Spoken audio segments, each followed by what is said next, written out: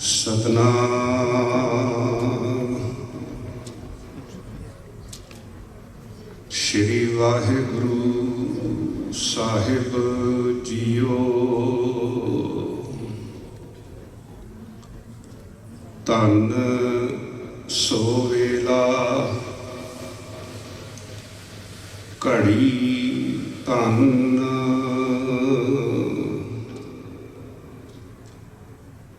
धन मूरत पल सार।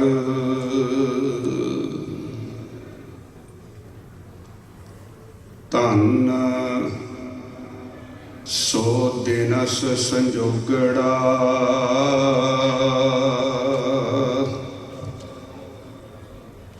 जित डिठा गुर दरसार।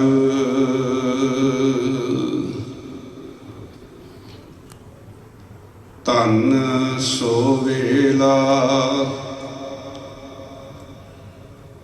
जित दर्शन करना।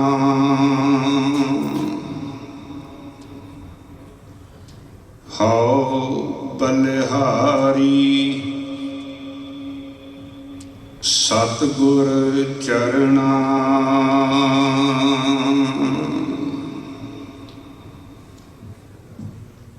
चेत गोविंद अरातीय होवै आनंद घना।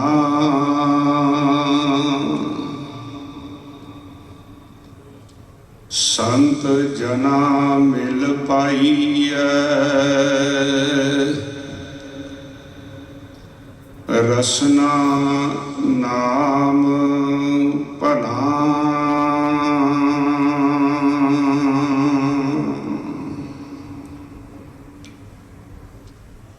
परम सन्मान योग जुगो जुग अटल दसां ही पातशाहियां दी आत्मक जोत गुरगद्दी ते विराजमान। चवर छतर तखत दे मालक जाहरा जहूर हाजरा हजूर। बाणी दे बोहित नाम दे जहाज। राजान राज पानान पान देवान देव उपमा महान। धन धन धन श्री गुरु ग्रंथ साहिब महाराज जी दी परम पवित्र हजूरी अंदर सुभाएमान गुरु प्यारी साध संगत। वडभागी हो सतगुरु सच्चे पातशाह जी की बख्शिश कृपा मेहरामत सदका नवे साल की आरंभता देसी महीना चेत का जिसकी अज पहली तारीख है। नानकशाही कैलेंडर के अनुसार जो गुरु ग्रंथ साहिब महाराज जी के अंदर 12वां बाणी है। 2 12वां हैं गुरु ग्रंथ साहिब जी के अंदर। एक माझ राग विच गुरु अर्जन देव महाराज जी का उच्चारण किया होया है। एक तुखारी राग के अंदर गुरु नानक साहिब महाराज जी का है। 2 12वां हैं और दोवां की जिहड़ी आरंभता है वो चेत तो होंदी है। जिवें अंग्रेजी का अखीरला महीना दिसंबर है तो पहला जनवरी है, इसे तरीके देसी का अखीरला महीना फग्गण है और पहला महीना वो चेत का है। तो नानकशाही संमत के अनुसार अज 555वां जिहड़ा है वो नवा साल सतगुरु गुरु नानक साहब महाराज जी के आगमन तो जो कौम नानकशाही कैलेंडर के मुताबिक अज ये नवा साल मना रही है। आप समूह संगत नूं इस नानकशाही संमत के अनुसार नवे साल दियां बहुत बहुत बधाइयां। तो सतगुरु महाराज ने जो 12वां चेत के संबंध के अंदर बचन उच्चारण किए हैं उन्हां विच जो महाराज ने सानू उपदेश दिता है आओ उस दी विचार आप जी सरवण करन दी कृपालता करो। ਵਿਚਾਰਾਂ ਦੀ ਪ੍ਰੰਭਤਾ ਤੋਂ ਪਹਿਲਾਂ ਆਓ ਗੁਰਦੇਵ ਦੇ ਪਾਵਨ ਚਰਨਾਂ ਵਿੱਚ ਫਤਿਹ ਬੁਲਾ ਕੇ ਹਾਜ਼ਰੀ ਲਵਾਓ ਜੀ। ਵਾਹਿਗੁਰੂ ਜੀ ਕਾ ਖਾਲਸਾ, ਵਾਹਿਗੁਰੂ ਜੀ ਕੀ ਫਤਿਹ। ਸਤਿਗੁਰੂ ਜੀ ਦੇ ਇਹਨਾਂ ਬਚਨਾਂ ਦੇ ਅੰਦਰ ਜੋ ਆਰੰਭ ਵਿੱਚ ਪੰਕਤੀਆਂ ਹਨ, ਜੋ ਆਪ ਜੀ ਨੇ ਭਾਈ ਸਾਹਿਬ ਜੀ ਪਾਸੋਂ ਕੀਰਤਨ ਸਰਵਣ ਕੀਤਾ, ਚੇਤ ਗੋਬਿੰਦ ਅਰਾਧੀਐ ਹੋਵੇ ਆਨੰਦ ਘਨਾ, ਸੰਤ ਜਨਾ ਮਿਲ ਪਾਈਐ ਰਸਨਾ ਨਾਮ ਭਨਾ। ਇਸੇ ਵਿੱਚ ਸਾਰੀ ਵਿਚਾਰ ਹੈ ਚੇਤ ਮਹੀਨੇ ਦੀ। ਜਿਹੜਾ ਫੱਗਣ ਤੇ ਚੇਤ ਦਾ ਮਹੀਨਾ ਹੈ, ਇਹ ਬਾਹਰੀ ਤੌਰ ਦੇ ਉੱਤੇ ਬੜਾ ਸੁਹਾਵਣਾ ਸਮਾਂ ਹੈ, ਬੜਾ ਪਲੈਜ਼ੈਂਟ ਹੁੰਦਾ ਮੌਸਮ, ਖੁਸ਼ਗਵਾਰ ਹੁੰਦਾ। ਇਹਨੂੰ ਸਪਰਿੰਗ ਸੀਜ਼ਨ ਵੀ ਕਹਿੰਦੇ ਨੇ। ਹਿੰਦੁਸਤਾਨ ਦੇ ਅੰਦਰ ਖਾਸ ਤੌਰ ਦੇ ਉੱਤੇ ਬਸੰਤ ਦੀ ਰੁੱਤ ਹੈ, ਫੱਗਣ ਹੈ, ਫੱਗਣ ਦੇ ਅੰਦਰ ਹੋਲੀ ਹੈ, ਹੋਲਾ ਮਹੱਲਾ ਹੈ, ਲੋਕ ਖੁਸ਼ੀ ਦਾ ਇਜ਼ਹਾਰ ਕਰਦੇ ਨੇ, ਮੇਲਾ ਲਾਉਂਦੇ ਨੇ। ਇੱਥੇ ਬਿਲਕੁਲ ਓਪੋਜ਼ਿਟ ਹੈ। ਪਰ ਕਿਉਂਕਿ ਚੇਤ ਦਾ ਮਹੀਨਾ ਬਹੁਤ ਵਧੀਆ ਹੈ ਮੌਸਮ, ਫੱਗਣ ਦਾ ਮਹੀਨਾ ਬਹੁਤ ਵਧੀਆ ਹੁੰਦਾ ਮੌਸਮ, ਜਦੋਂ ਸਰਦੀ ਖਤਮ ਹੋ ਜਾਂਦੀ, ਗਰਮੀ ਅਜੇ ਪੂਰੇ ਜੋਬਣ ਤੇ ਨਹੀਂ ਹੁੰਦੀ, ਤੇ ਲੋਕ ਇਸ ਰੁੱਤੇ ਬਸੰਤ ਦੇ ਅੰਦਰ ਆਪਣੀ ਖੁਸ਼ੀ, ਆਪਣਾ ਆਨੰਦ ਜਿਹੜਾ ਹੈ ਉਹ ਪ੍ਰਗਟਾਉਂਦੇ ਹਨ।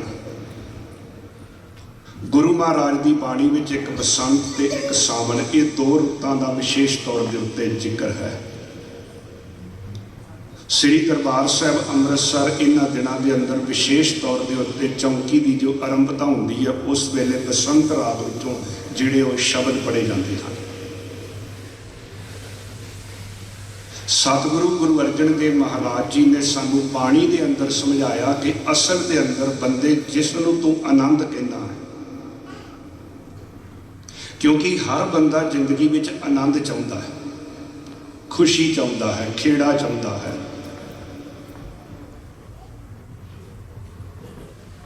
ਪਰ ਜਿਹੜੇ ਆਨੰਦ ਦੀ ਗੱਲ ਗੁਰੂ ਅਰਜਨ ਦੇਵ ਮਹਾਰਾਜ ਜੀ ਕਹਿ ਰਹੇ ਨੇ, ਚਾਹੁੰਦੇ ਅਸੀਂ ਸਾਰੇ ਹੀ ਆਨੰਦ ਦਾ ਖੇੜਾ ਹੈ, ਪਰ ਜਿਹੜਾ ਬਸੰਤ, ਜਿਹੜਾ ਆਨੰਦ ਗੁਰੂ ਮਹਾਰਾਜ ਨੇ ਬਾਣੀ ਵਿੱਚ ਕਿਹਾ, ਆਨੰਦ ਦਾ ਗੁਰਮਤਿ ਨਾਲ ਬਹੁਤ ਸੰਬੰਧ ਹੈ।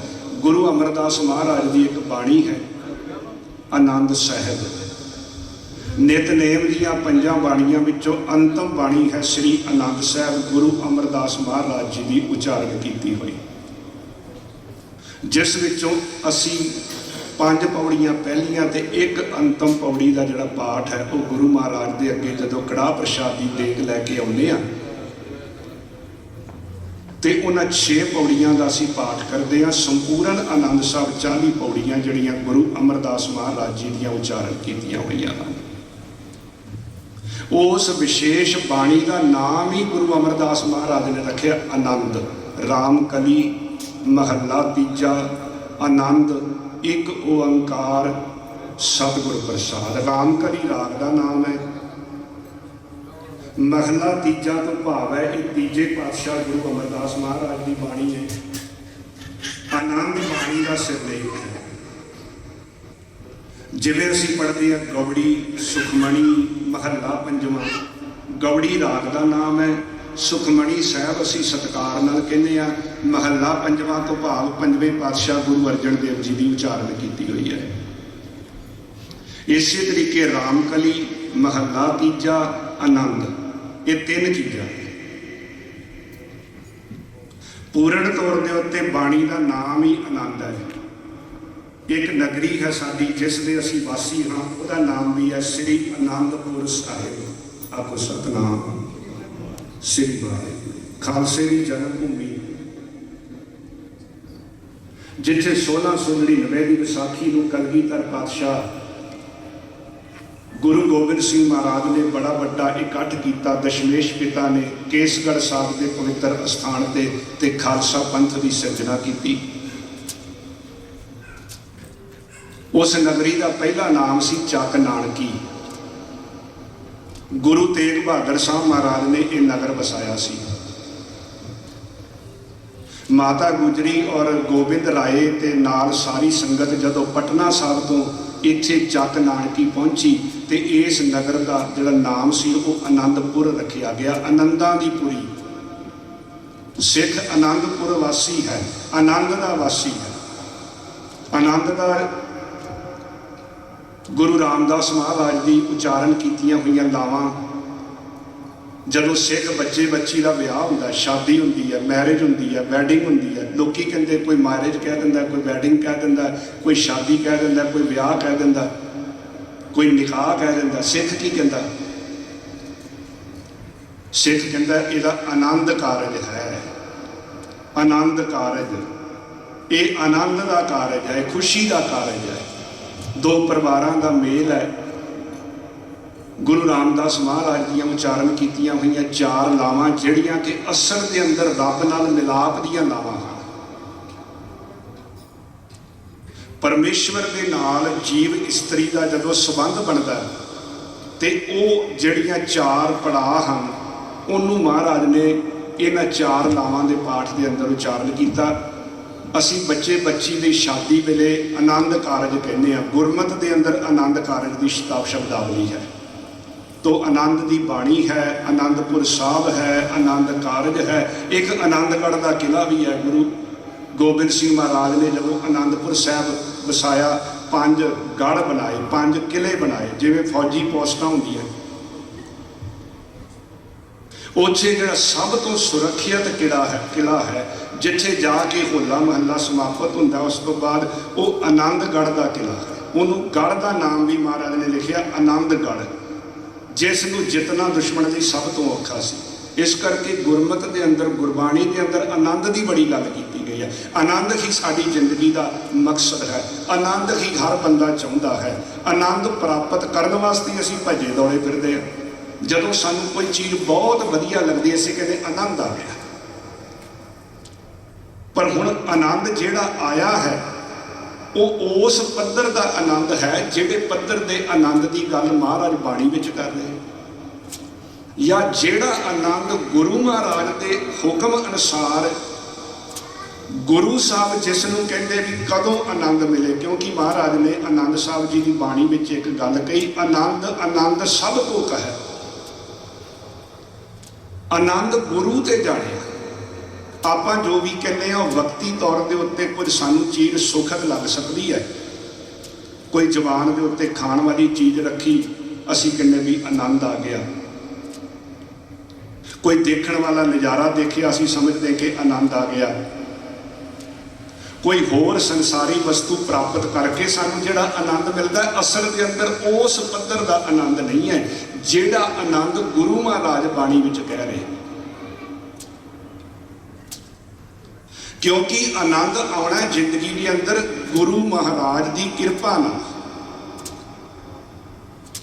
ਨਹੀਂ ਤਾਂ ਵਕਤੀ ਤੌਰ ਦੇ ਉੱਤੇ ਜਿਹੜਾ ਮੋਹ ਮਮਤਾ ਹੈ, ਜਿਹੜਾ ਪਦਾਰਥ ਦਾ ਸੁੱਖ ਹੈ, ਇਹ ਐਬਸੋਲਿਊਟ ਸੁੱਖ ਨਹੀਂ ਹੈ, ਪੱਕਾ ਸੁੱਖ ਨਹੀਂ ਹੈ, ਰਿਲੇਟਿਵ ਹੈ। ਜਿਹੜੀ ਚੀਜ਼ ਬਚਪਨ ਵਿੱਚ ਚੰਗੀ ਲੱਗਦੀ ਸੀ, ਬਹੁਤ ਖਾ ਕੇ ਸਵਾਦ ਲੱਗਦਾ ਸੀ, ਹੁਣ ਜਵਾਨੀ ਵਿੱਚ ਨਹੀਂ ਲੱਗਦੀ। ਜਿਹੜੀ ਚੀਜ਼ ਜਵਾਨੀ ਵਿੱਚ ਚੰਗੀ ਲੱਗਦੀ ਸੀ, ਉਹ ਬਜ਼ੁਰਗੀ ਵਿੱਚ ਨਹੀਂ ਚੰਗੀ ਲੱਗਦੀ, ਬਜ਼ੁਰਗੀ ਵਿੱਚ ਮੈਨੂੰ ਹੋਰ ਚੰਗਾ ਲੱਗਦਾ। ਕਿਸੇ ਵੇਲੇ ਬੱਚੇ ਨਾਲ ਅਸੀਂ ਬੜਾ ਮੋਹ ਕਰਦੇ ਹਾਂ, ਕਿਸੇ ਵੇਲੇ ਉਹਨੂੰ ਚਪੇੜ ਵੀ ਕੱਢ ਮਾਰਦੇ ਹਾਂ, ਕਈ ਬੱਚੇ ਨੂੰ ਬੇਦਖਲ ਵੀ ਕਰ ਦਿੰਦੇ। ਇਹ ਚੀਜ਼ਾਂ ਦਾ ਜਿਹੜਾ ਸੁੱਖ ਹੈ ਨਾ, ਇਹ ਚੀਜ਼ਾਂ ਦਾ ਜਿਹੜਾ ਆਨੰਦ ਹੈ। ਇੱਕ ਸ਼ੂਗਰ ਦਾ ਮਰੀਜ਼ ਹੈ, ਉਹਦੇ ਵਾਸਤੇ ਮਿੱਠਾ ਜਿਹੜਾ ਉਹ ਵਰਜਿਤ ਹੈ, ਵੀ ਇਹ ਰੋਗ ਪੈਦਾ ਕਰੇਗਾ। ਉਹ ਕਾਹਦਾ ਆਨੰਦ ਹੈ? ਉਹ ਤਾਂ ਸਭ ਰੋਗ ਪੈਦਾ ਕਰਨ ਵਾਲਾ ਹੋ ਜਾਂਦਾ। ਇਸ ਆਨੰਦ ਦੇ ਅੰਦਰ ਜਿਹੜਾ ਪਦਾਰਥਾਂ ਨਾਲ ਮਿਲਦਾ, ਕਈ ਲੋਕ ਨਸ਼ਾ ਕਰਦੇ, ਉਹ ਕਹਿੰਦੇ ਵੀ ਨਸ਼ੇ ਵਿੱਚ ਹੀ ਆਨੰਦ ਹੈ। ਆ ਕਈ ਜਿਹੜੇ ਬਹੁਤ ਜ਼ਿਆਦਾ ਵੈਸਟਰਨਾਈਜ਼ ਕਲਚਰ ਹੋ ਜਾਂਦਾ, ਉਹ ਫਿਰ ਕਈ ਤਰੀਕੇ ਦੇ ਇਹੋ ਜਿਹੇ ਵੱਡੇ ਵੱਡੇ ਨਸ਼ੇ ਜਿਹੜੇ ਨੇ ਉਹ ਪ੍ਰਚਲਿਤ ਹੋ ਜਾਂਦੇ ਨੇ, ਜਿਹਦੇ ਵਿੱਚ ਬੰਦਾ ਸਮਝਦਾ ਵੀ ਕਿਤੇ ਬੜਾ ਆਨੰਦ ਹੈ, ਪਰ ਅਸਲ ਵਿੱਚ ਉਹ ਖੁਆਰੀ ਦਾ ਰਸਤਾ ਹੈ। ਜੇ ਗੁਰੂ ਦੀ ਕਿਰਪਾ ਦੇ ਨਾਲ ਅਸੀਂ ਪੂਰਨ ਤੌਰ ਦੇ ਉੱਤੇ ਆਪਣੇ ਜੀਵਨ ਦੀ ਘਾੜਤ ਠੀਕ ਢੰਗ ਨਾਲ ਨਹੀਂ ਕਰਦੇ, ਤੇ ਫਿਰ ਦੁਨਿਆਵੀ ਤੌਰ ਦੇ ਉੱਤੇ ਇੱਕ ਚੀਜ਼ ਤੋਂ ਮਿਲਿਆ ਆਨੰਦ ਬਹੁਤੀ ਦੇਰ ਨਹੀਂ ਰਹਿ ਸਕਦਾ। ਇਸ ਕਰਕੇ ਗੁਰੂ ਅਰਜਨ ਦੇਵ ਮਹਾਰਾਜ ਜੀ ਨੇ ਆਖਿਆ, ਚੇਤ ਗੋਬਿੰਦ ਅਰਾਧੀਐ ਹੋਵੇ ਆਨੰਦ ਘਣਾ। ਜੇ ਤੂੰ ਘਣਾ ਆਨੰਦ ਚਾਹੁੰਦਾ, ਵਾਕਈ ਆਨੰਦ ਚਾਹੁੰਦਾ, ਤੇ ਫਿਰ ਰਸਤਾ ਤਾਂ ਗੁਰੂ ਕੋਲੋਂ ਪੁੱਛਣਾ ਪਏਗਾ ਵੀ ਮਹਾਰਾਜ ਜ਼ਿੰਦਗੀ ਦੇ ਅੰਦਰ ਕਿਵੇਂ ਆਨੰਦ ਮਿਲੇਗਾ। ਮਹਾਰਾਜ ਨੇ ਨਹੀਂ ਲਿਖਿਆ ਵੀ ਦੁਨਿਆਵੀ ਤੌਰ ਦੇ ਉੱਤੇ ਆਹ ਚੀਜ਼ ਦੇ ਨਾਲ ਤੈਨੂੰ ਆਨੰਦ ਮਿਲੇਗਾ, जिवें गुरु तेग बहादुर साहब महाराज ने आख्या, जो सुख को चाहे सदा। किहड़ा बंदा जिहड़ा सुख नहीं चाहुंदा? हर बंदा चाहुंदा मैनूं सुख मिले। पर अगली पंक्ति गुरु तेग बहादुर साहब महाराज की है, जो सुख को चाहे सदा, शरण राम की ले, फिर आ रास्ता है तेरे वास्ते।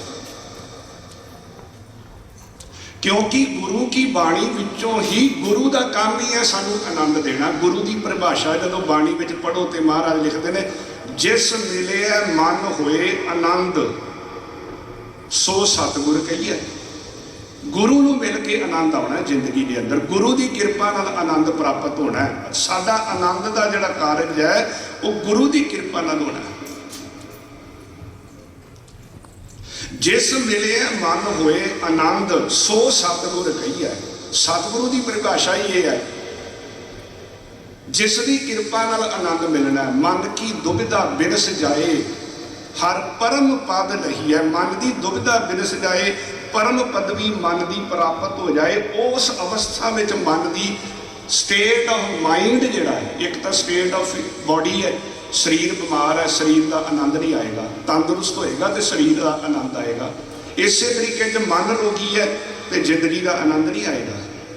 बंदा कल्ला शरीर नहीं है, बंदे दे नाल मन भी है। जे मन परेशान है, मन चिंता विच है, मन डर विच है, तो बंदा सुखी नहीं है। जितनी देर तक मन है रोगी, उन्नी देर तक तन का सुख भी बंदे नूं सुख नहीं लगता। इस करके महाराज ने बाणी के अंदर जिहड़ी प्रैफरेंस दी है, शरीर वास्ते तो असीं सारे ही यतन करते हैं, मन वास्ते जिहड़ी साधना है वो गुरु की कृपा नाल होनी। गुरु ने मन करके सानू वो आनंद देना है जिस आनंद के अंदर फिर कभी कोई दुख पीड़ा नहीं है। घर जे खुशी का समय तो आनंद साहब पढ़िया जाता है। जे कोई चढ़ाई कर गया, कोई सोग का समा आ गया, गुरु महाराज की हजूरी में आए हैं, फिर भी आनंद साहब पढ़िया जाता है। इत्थे कोई फर्क नहीं है, क्योंकि आनंद वो चीज़ है जिहदा ओपोजिट कोई नहीं।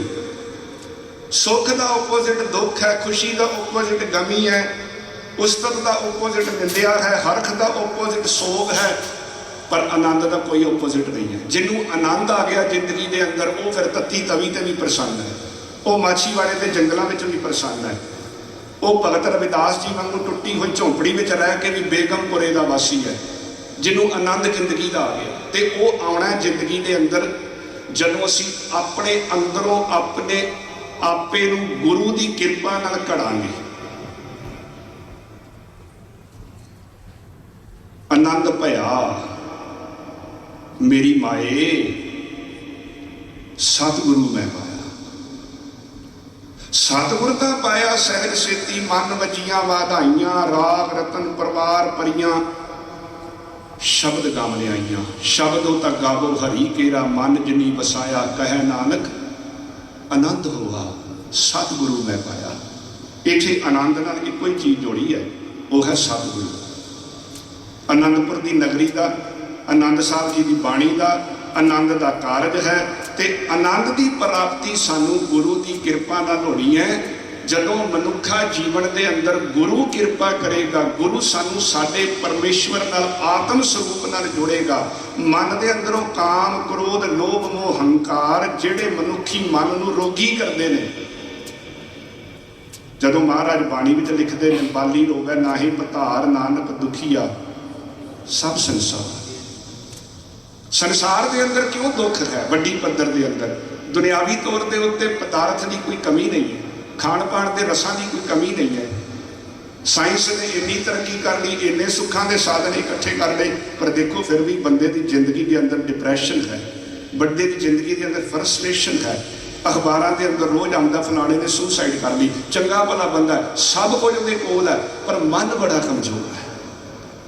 मन बड़ी जल्दी घबरा जाता, मन बड़ा चिंतित है, मन बड़ा भय में रहता है। उसका एक कारण है कि जिंदगी के अंदर अजे पदार्थ का सुख मिले, शरीर का सुख मिले, मन ते आत्मा का सुख नहीं मिले। जिदन मन परमात्मा नाल जुड़ जाएगा, वाहिगुरु नाल जुड़ जाएगा, अंदरों मन के अंदरों मोह खत्म हो करके प्रेम पैदा होएगा। ਜਦੋਂ ਅੰਦਰੋਂ ਮਨੁੱਖੀ ਮਨ ਦੀ ਗੁਰੂ ਸ਼ਬਦ ਦੀ ਕਿਰਪਾ ਨਾਲ ਘਾੜਤ ਘੜੀ ਜਾਏਗੀ, ਕਿਉਂਕਿ ਜਿਵੇਂ ਸਰੀਰ ਦੇ ਅੰਦਰ ਰੋਗ ਹੈ ਤੇ ਦਵਾਈ ਖਾਧੀ ਹੈ, ਐਂਟੀਬਾਇਓਟਿਕ ਖਾਧਾ ਹੈ, ਅੰਦਰਲੀ ਇਨਫੈਕਸ਼ਨ ਜਿਹੜੀ ਖਤਮ ਹੋ ਗਈ, ਸਰੀਰ ਤੰਦਰੁਸਤ ਹੋ ਗਿਆ। ਸਰੀਰ ਜਦੋਂ ਤੰਦਰੁਸਤ ਹੋ ਗਿਆ, ਬੰਦਾ ਕਹਿੰਦਾ ਮੈਨੂੰ ਬੜਾ ਆਰਾਮ ਆਇਆ, ਵੀ ਬੜਾ ਸੁੱਖ ਹੈ, ਤੰਦਰੁਸਤੀ ਵਿੱਚ ਬੜਾ ਸੁੱਖ ਹੈ। ਜਦੋਂ ਬਿਮਾਰ ਸੀ ਉਦੋਂ ਕਹਿੰਦਾ ਸੀ ਹਾਏ ਹਾਏ ਬੜਾ ਦੁੱਖ ਹੈ।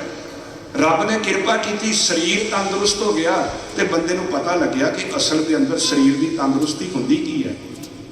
ਫਿਰ ਬੰਦਾ ਕਹਿੰਦਾ ਵੀ ਜ਼ਿੰਦਗੀ ਵਿੱਚ ਜੋ ਕੁਝ ਵੀ ਹੈ, ਪਰ ਜਿਹੜਾ ਸਰੀਰ ਤੰਦਰੁਸਤ ਹੈ ਨਾ, ਇਹ ਬੜੀ ਰੱਬ ਦੀ ਕਿਰਪਾ ਹੈ। ਹੁਣ ਜੇ ਸਰੀਰ ਤੰਦਰੁਸਤ ਹੈ ਤੇ ਮਨ ਜਿਹੜਾ ਹੈ ਉਹ ਵਿਕਾਰੀ ਹੈ, ਮਨ ਤ੍ਰਿਸ਼ਨਾ ਦੀ ਅਗਨ ਦੇ ਅੰਦਰ ਜਲ ਰਿਹਾ, ਫਿਰ ਵੀ ਬੰਦਾ ਦੁਖੀ ਹੈ, ਮਨ ਫਰਸਟ੍ਰੇਟਡ ਹੈ, ਮਨ ਡਿਪਰੈਸ਼ਨ ਵਿੱਚ ਹੈ, ਸਰੀਰ ਦੇ ਪਦਾਰਥ ਹਨ। ਤੇ ਮਨ ਵਾਸਤੇ ਜਿਹੜਾ ਸਤਿਗੁਰੂ ਮਹਾਰਾਜ ਨੇ ਸਾਨੂੰ ਉਪਦੇਸ਼ ਦਿੱਤਾ, ਮਨ ਤੂੰ ਜੋਤ ਸਰੂਪ ਹੈ, ਆਪਣਾ ਮੂਲ ਪਛਾਣ।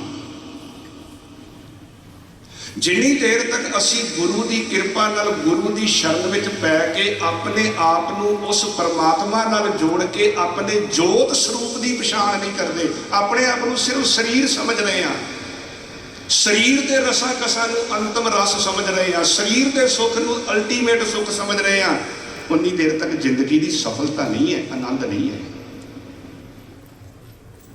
ਜੇ ਮਨ ਸੁਖੀ ਹੋਏਗਾ, ਮਨ ਚੜ੍ਹਦੀ ਕਲਾ ਵਿੱਚ ਹੋਏਗਾ, ਮਨ ਆਨੰਦ ਵਿੱਚ ਹੋਏਗਾ, ਤੇ ਤਾਂ ਹੀ ਹੋਏਗਾ ਜੇ ਜੋਤ ਸਰੂਪ ਪਰਮਾਤਮਾ ਨਾਲ ਜੁੜੇਗਾ। ਸਰੀਰ ਕਰਕੇ ਤਾਂ ਦੁਨਿਆਵੀ ਤੌਰ ਦੇ ਉੱਤੇ ਬਾਕੀ ਜੂਨਾਂ ਦੇ ਅੰਦਰ ਵੀ ਉਹ ਆਪਣੇ ਸਰੀਰ ਦੇ ਰਸ ਕਸਤਾਂ ਉਹ ਵੀ ਪੂਰੇ ਕਰ ਲੈਂਦੇ। ਕਿਹੜੀ ਜੂਨ ਹੈ ਜਿਹਦੇ ਅੰਦਰ ਸਰੀਰ ਦੇ ਭੋਗ ਨਹੀਂ ਭੋਗਦਾ? ਸਾਰੇ ਸਰੀਰ ਦੇ ਭੋਗ ਜਿਹੜੇ ਨੇ ਪਸ਼ੂ ਪੰਛੀ ਵੀ ਭੋਗਦੇ ਨੇ, ਉਹ ਜੂਨਾਂ ਦੇ ਰਸ ਨੇ।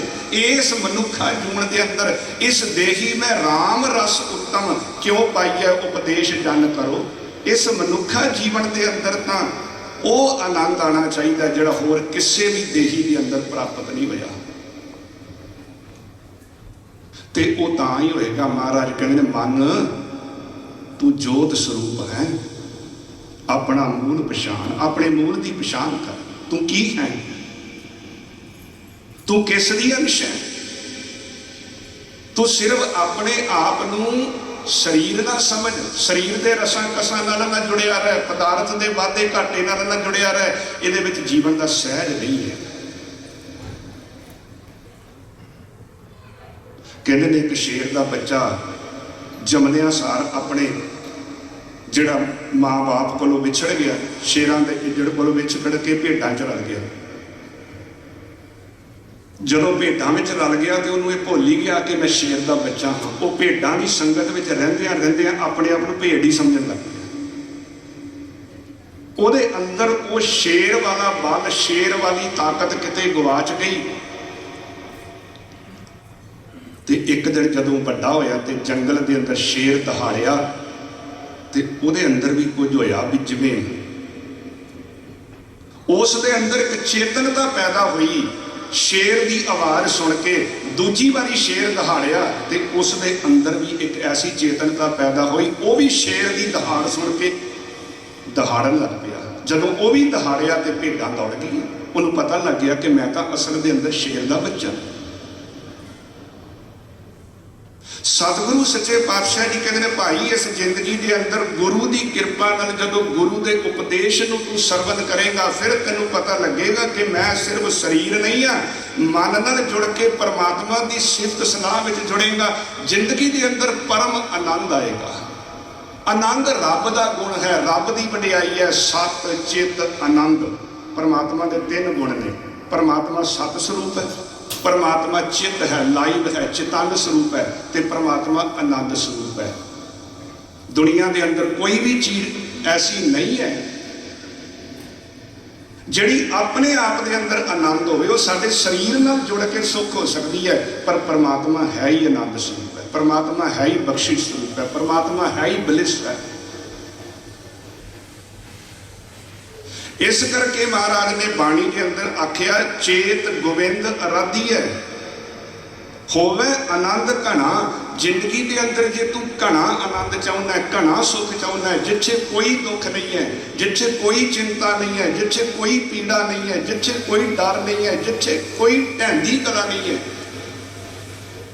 दुख नहीं सब सुख ही है रे, हार नहीं सब जेते, बुरा नहीं सब भला ही है रे, एक है एक ही नेता। जिथे कोई दुख नहीं सिर्फ सुख ही सुख है, जिथे कोई हार नहीं सिर्फ जेती जित है। ਇਹੋ जी मानसिक अवस्था जिन्हां नूं प्राप्त हुंदी है, वो हुंदी है गुरु की बाणी की कृपा नाल।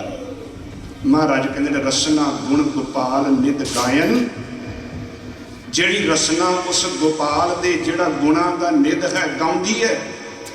शांत सहज रहस मन उपजिओ, ਉਹਦੇ मन के अंदर शांति सहज रहस परम आनंद जिन्हों कहते हैं मन के अंदर पैदा हो जाता है। सगले दुख पलायन, सारे दुख दौड़ जाते। जो मांगे सोई सोई पावे, सेव हर के चरण रसायन। जो मंगेगा मिलेगा।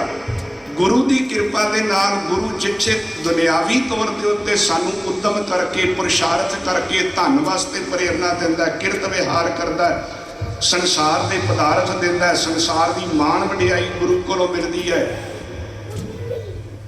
उत्थे महाराज कहते ने नाम नाल जुड़ जा, जिस धन तो जिस सुख तो नित बाछै मीत, सो सुख साधु संग प्रीत। जिस शोभा को करें भली करनी, सा शोभा पज हर की शरणी। अनक उपावी रोग न जाए, रोग मिटै हर अवखद लाए। सर्व निधान में हर नाम निधान, जप नानक दरगह प्रवान। दरगाह के अंदर प्रवान हो जाएगा।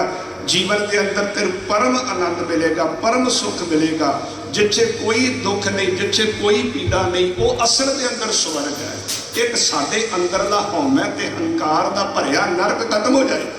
नरक ते स्वर्ग गुरमत के अंदर किथे है? इत्थे ही है, साडे मन की अवस्था है। जिसने अंदरले नूं गुरु के शब्द की कृपा नाल मोह ममता तो मुक्त करके परमात्मा के चरणों नाल जोड़ लिया, वो आनंद विच है, वो परम सुख विच है। गुरु अर्जन देव महाराज जी के एक सिख होए भाई तिलका जी। गुरु हरगोबिंद साहब सच्चे पातशाह जी के वेले उन्होंने बड़ा गुरमत का प्रचार किया, बड़ी कृपा सी गुरु साहब की उन्होंने उत्ते। ते उन्होंने इस ढंग के नाल लोकां नूं गुरु की बाणी के नाल जोड़ के ऐसी मन की अवस्था दी जिहड़ी आनंद वाली सी, जिहड़ी वहमां भरमां तो अडंबर तो पखंड तो मुक्त सी। जिहड़ा अंदरों रचिया जाता बंदा उन्होंने बहुता विखावा करने की जरूरत नहीं होती। कहते ने गढ़ शंकर के रहन वाला सी, हुशियारपुर जिले का वो भाई तिलका। ते उस इलाके के अंदर एक जोगी सी जिहड़ा बड़ा पखंड करता सी, लोकां नूं बड़ा विखावा दिखा दिखा के उन्हें अपनी भाल बनाई हुई सी भी ये बड़ियां रिद्धियां सिद्धियां बड़ियां करामातां। पर जदों उस भाई तिलके ने गुरमत का प्रचार किया ते लोग बड़े जागरूक हो गए ते गुरसिੱਖੀ धारण की, गुरु महाराज के चरणों में आन लग पे। ये जोगी बड़ा औखा सी, ये चाहता सी मेरी दोबारा लोगों के अंदर वडियाई बने, शोभा बने। उन्हें अपने चेलियां के राही एक गल फैला दी, एक अडंबर करन दी बई रात नूं सुपने के अंदर जोगी नूं शिव के दर्शन होए ने ते मैनूं एक वर मिलिया बई जिहड़ा बंदा मेरे दर्शन करेगा, मेरे दर की हाजरी भरेगा, उन्होंने 1 साल वास्ते बैकुंठ मिलेगा, स्वर्ग मिलेगा। मानसिक तौर के उत्ते लोग बड़े कमजोर ने। जिहड़ा पखंडी इदां दा कोई भरम जाल पाउंदा उहदे मगर हो तुरदे ने। कुछ लोग भुल्लड़ सी जिहड़े ਇਹੋ बहुत कुछ चलता है, इत्थे किरपा रुकी हुई है, आ करो आ हो जाएगा, इत्थे आ हो जाएगा। लोग उत्थे भीड़ा ला के चले जाते। कुछ लोग वो कोल जाने शुरू हो गए, पर अजे तक भी वो तसली नहीं सी, क्योंकि वो चाहता सी कि आ जड़ा गुरु का प्रचारक है ना भाई तिलका, किते इनू मैं भरमा लवां, ये मेरे डेरे में आ जाए, ये मेरे दर के उत्ते आ जाए, तो लोगों के अंदर मेरी जिहड़ी गुआची हुई शाख है ना भी ये बंदा आ गया, तो जिहड़े बंदे सिੱਖੀ वाले ने वो सारे आपे आ जाएंगे। उन्हें बड़ी बार अपने एजेंटा के राही वो कन्ना में गल पाई भी जोगी नूं तां वर मिलिया होया भी जोगी दे जाके बड़े लोग दर्शन कर रहे, तू ही जाके दर्शन कर, 1 साल वास्ते बैकुंठ मिलेगा, स्वर्ग मिलेगा।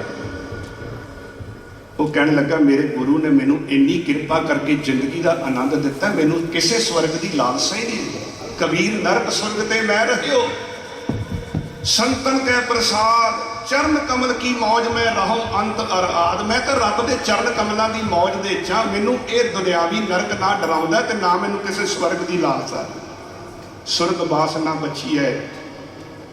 ਮਹਾਰਾਜ ਕਹਿੰਦੇ ਨੇ ਸੁਰਗਾਂ ਦੀ ਮਨ ਦੇ ਅੰਦਰ ਗੁਰੂ ਕੇ ਸਿੱਖ ਨੂੰ ਕੋਈ ਛੱਤ ਮੱਲਾ ਨਹੀਂ ਹੈ। ਉਹ ਜੋਗੀ ਕਹਿੰਦੇ ਨੇ ਉਹਦੇ ਘਰ ਆ ਗਿਆ ਵੀ ਮੈਂ ਤੈਨੂੰ ਮਿਲਣ ਵਾਸਤੇ ਆਇਆ, ਲੋਕੀ ਮੈਨੂੰ ਕਹਿੰਦੇ ਮੇਰੇ ਦਰਸ਼ਨ ਦੇ ਨਾਲ ਸਵਰਗ ਮਿਲੇਗਾ ਤੇ ਤੂੰ ਆ ਨਹੀਂ ਰਿਹਾ। ਤੇ ਉਹਨੇ ਕੁੰਡੀ ਲਾ ਲਈ। ਕਹਿਣ ਲੱਗਾ ਵੀ ਤੂੰ ਪਖੰਡੀ ਹੈ, ਲੋਕ ਤੇਰੇ ਭਰਮ ਜਾਲ ਵਿੱਚ ਪੈ ਸਕਦੇ ਨੇ ਪਰ ਮੈਨੂੰ ਇਸ ਤੇਰੇ ਭਰਮ ਜਾਲ ਦੀ ਕੋਈ ਜ਼ਰੂਰਤ ਨਹੀਂ, ਕਿਉਂਕਿ ਮੈਂ ਤਾਂ ਪਹਿਲਾਂ ਹੀ ਸਵਰਗ ਵਿੱਚ ਆ, ਮੈਂ ਪਹਿਲਾਂ ਹੀ ਆਨੰਦ ਵਿੱਚ ਆ। ਗੁਰੂ ਦੀ ਬਾਣੀ ਪੜ੍ਹ ਕੇ ਮੈਨੂੰ ਇੰਨਾ ਆਨੰਦ ਹੈ ਕਿ ਤੂੰ ਲੋਕਾਂ ਨੂੰ ਭਰਮਾ ਸਕਦਾ ਪਰ ਮੈਨੂੰ ਨਹੀਂ ਭਰਮਾ ਸਕਦਾ। ਤਾਹਾਂ ਬੈਕੁੰਠ ਜੈ ਕੀਰਤਨ ਤੇਰਾ ਤੂੰ ਆਪੇ ਸ਼ਰਧਾ ਲਾਏ। ਉੱਥੇ ਹੀ ਬੈਕੁੰਠ ਹੈ ਜਿੱਥੇ ਰੱਬ ਦੀ ਵਡਿਆਈ। ਜੋਗੀ ਕਹਿਣ ਲੱਗਾ ਵੀ ਵਾਕਈ ਤੂੰ ਕਮਾਲ ਦਾ ਸਿੱਖ ਹੈ, ਮੈਂ ਤਾਂ ਪਖੰਡੀ ਕਰਦਾ ਸੀ ਪਰ ਤੇਰੀ ਅਵਸਥਾ ਦੇਖ ਕੇ ਮੈਨੂੰ ਆਪਣੇ ਆਪ ਦੇ ਉੱਤੇ ਸ਼ਰਮ ਆ ਰਹੀ ਹੈ। ਕਿਰਪਾ ਕਰ ਮੈਨੂੰ ਵੀ ਦੱਸ ਕਿ ਤੈਨੂੰ ਕਿਹੜੇ ਗੁਰੂ ਨੇ ਇੰਨਾ ਆਨੰਦ ਦਿੱਤਾ ਜ਼ਿੰਦਗੀ ਦੇ ਅੰਦਰ ਕਿ ਤੈਨੂੰ ਸਵਰਗ ਦੀ ਇੱਛਾ ਵੀ ਨਹੀਂ ਰਹੀ, ਬੈਕੁੰਠ ਦੀ ਲਾਲਸਾ ਵੀ ਨਹੀਂ ਇੱਛਾ ਰਹੀ। ਤੇ ਕਹਿੰਦੇ ਨੇ ਫਿਰ ਗੁਰੂ ਦਾ ਜਦੋਂ ਵਾਸਤਾ ਦਿੱਤਾ ਤੇ ਭਾਈ ਤਿਲਕੇ ਨੇ ਦਰਵਾਜ਼ਾ ਖੋਲ੍ਹਿਆ ਤੇ ਉਹ ਜੋਗੀ ਗੁਰੂ ਸਾਹਿਬ ਦੇ ਚਰਨਾਂ ਵਿੱਚ ਆ ਕੇ ਗੁਰਸਿੱਖੀ ਧਾਰਨ ਕੀਤੀ। ਕਹਿਣ ਤੋਂ ਭਾਵ ਸਤਿਗੁਰੂ ਕਹਿੰਦੇ ਨੇ ਜੇ ਗੁਰੂ ਕੀ ਬਾਣੀ ਨਾਲ ਜੁੜ ਜਾਏਗਾ ਤੇਰੀ ਮਾਨਸਿਕ ਅਵਸਥਾ ਪਰਮਾਤਮਾ ਨਾਲ ਜੁੜ ਕੇ ਇੰਨੀ ਮਜ਼ਬੂਤ ਹੋ ਜਾਏਗੀ, ਇੰਨੀ ਸਟਰੋਂਗ ਹੋ ਜਾਏਗੀ ਕਿ ਰੱਬ ਦਾ ਜਿਹੜਾ ਅਸਲ ਆਤਮਿਕ ਆਨੰਦ ਹੈ ਉਹ ਤੈਨੂੰ ਜ਼ਿੰਦਗੀ ਵਿੱਚ ਪ੍ਰਾਪਤ ਹੋ ਜਾਏਗਾ। ਇਸ ਕਰਕੇ ਸਤਿਗੁਰੂ ਗੁਰੂ ਅਰਜਨ ਦੇਵ ਸੱਚੇ ਪਾਤਸ਼ਾਹ ਜੀ ਕਹਿੰਦੇ ਨੇ ਚੇਤ ਗੋਬਿੰਦ ਅਰਾਧੀਐ ਹੋਵੇ ਆਨੰਦ ਘਨਾ ਸੰਤ ਜਨਾ ਮਿਲ ਪਾਈਐ ਰਸਨਾ ਨਾਮ ਬਨਾ। ਸੰਤ ਜਨਾ ਭਾਵ ਸਤ ਸੰਗਤ ਦੇ ਅੰਦਰ ਜੁੜ ਕੇ ਜਦੋਂ ਗੁਰੂ ਕੀ ਬਾਣੀ ਪੜ੍ਹੇਗਾ, ਗੁਰੂ ਕੇ ਸ਼ਬਦ ਨੂੰ ਸਰਵਨ ਕਰੇਗਾ, ਕੀਰਤਨ ਕਥਾ ਸਰਵਨ ਕਰੇਗਾ, ਰਸਨਾ ਤੋਂ ਉਸ ਪਰਮਾਤਮਾ ਦਾ ਨਾਮ ਜਪੇਗਾ, ਜ਼ਿੰਦਗੀ ਦੇ ਅੰਦਰ ਪਰਮ ਆਨੰਦ ਹੋ ਜਾਏਗਾ। ਤਾਂ ਆਓ ਸਤਿਗੁਰੂ ਜੀ ਕਿਰਪਾ ਕਰਨ, ਨਾਮ ਬਾਣੀ ਦੀਆਂ ਦਾਤਾਂ ਗੁਰਸਿੱਖੀ ਜੀਵਨ ਬਖਸ਼ਣ ਜੀ। ਆਪ ਸਭਨਾਂ ਨੂੰ ਇਸ ਨਵੇਂ ਸਾਲ ਦੀ ਬਹੁਤ ਬਹੁਤ ਵਧਾਈ। ਸਤਿਗੁਰੂ ਜੀ ਕਿਰਪਾ ਕਰਨ ਨਵੇਂ ਸਾਲ ਦੇ ਉੱਤੇ ਅਸੀਂ ਨਵੀਂ ਜਿਹੜੀ ਆ ਮਨ ਦੇ ਅੰਦਰ ਧਾਰਨਾ ਬਣਾਈਏ। ਜਿਹੜਾ ਕੰਮ ਅਸੀਂ ਅੱਗੇ ਪਿਛਲੇ ਸਾਲ ਨਹੀਂ ਕਰ ਸਕੇ ਚੰਗਾ ਅੱਜ ਪ੍ਰਣ ਕਰੀਏ। ਮਹਾਰਾਜ ਮੈਂ ਨਿਤਨੇਮ ਕਰਾਂ, ਮੈਂ ਸਤ ਸੰਗਤ ਕਰਾਂ, ਕਿਉਂਕਿ ਸਮਾਂ ਬਦਲਣ ਨਾਲ ਨਹੀਂ ਸੋਚ ਬਦਲਣ ਨਾਲ ਜ਼ਿੰਦਗੀ ਬਦਲਦੀ ਹੈ, ਆਦਤਾਂ ਬਦਲਣ ਨਾਲ ਜ਼ਿੰਦਗੀ ਬਦਲਦੀ ਹੈ। ਜੇ ਆਪਾਂ ਮਾੜਾ ਖਾਂਦੇ ਹਾਂ ਪ੍ਰਣ ਕਰ ਲਈ ਵੀ ਨਵੇਂ ਸਾਲ ਦੇ ਅੰਦਰ ਆ ਜੰਕ ਫੂਡ ਅਸੀਂ ਨਹੀਂ ਖਾਣਾ, ਮਾੜਾ ਨਹੀਂ ਖਾਣਾ, ਐਕਸਰਸਾਈਜ਼ ਕਰਨੀ ਹੈ, ਵਰਜਿਸ਼ ਕਰਨੀ ਹੈ, ਸੈਰ ਕਰਨ ਜਾਣਾ ਹੈ, ਸਤ ਸੰਗਤ ਕਰਨੀ। ਨਵੇਂ ਸਾਲ ਦੇ ਅੰਦਰ ਆਪਣੀ ਜ਼ਿੰਦਗੀ ਵਿੱਚ ਕੁਝ ਨਵਾਂ ਲੈ ਕੇ ਆਵਾਂਗੇ ਤੇ ਫਿਰ ਜੀਵਨ ਦੇ ਅੰਦਰ ਨਵਾਂ ਸੁੱਖ, ਨਵਾਂ ਆਨੰਦ, ਨਵੀਂ ਸ਼ਾਂਤੀ ਪ੍ਰਾਪਤ ਹੋਏਗੀ। ਇਤਨੀਆਂ ਕੋਈ ਬੇਨਤੀਆਂ ਪ੍ਰਵਾਨ ਕਰਨੀਆਂ। ਸਾਧ ਸੰਗਤ ਗੁਰਮਤਿ ਵਿਚਾਰਾ ਕਰਦਿਆਂ ਹੋਈਆਂ ਬੇਅੰਤ ਭੁੱਲਾਂ ਦੀ ਖਿਮਾ। ਆਓ ਫਤਿਹ ਬੁਲਾਓ। ਵਾਹਿਗੁਰੂ ਜੀ ਕਾ ਖਾਲਸਾ, ਵਾਹਿਗੁਰੂ।